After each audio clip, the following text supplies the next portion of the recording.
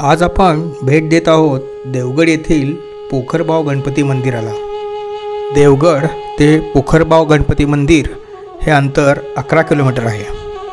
गावापासून आडवाटेला असलेले हे मंदिर बाहेरून अगदी छोटे वाटते।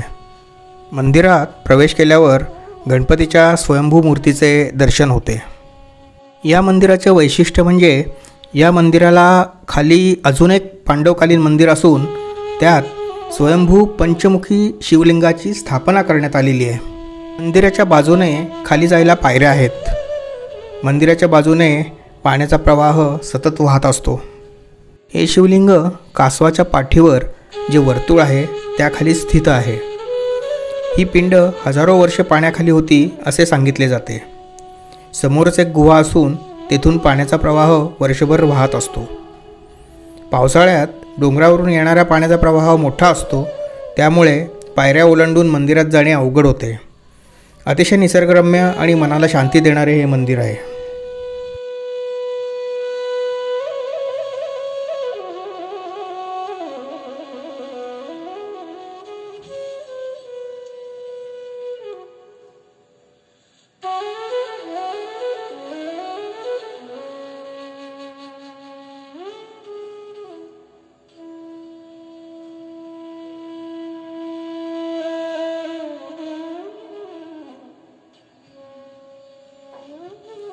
मंदिराच्या बाहेरील भिंतीवर वाघ, हनुमान तसेच नागाची चित्रे रंगवलेली आहेत।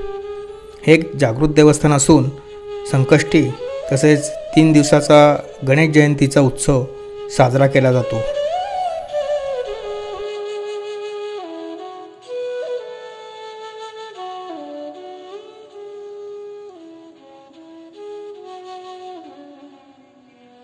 तर अशा या जागृत देवस्थानाला अवश्य भेट द्या।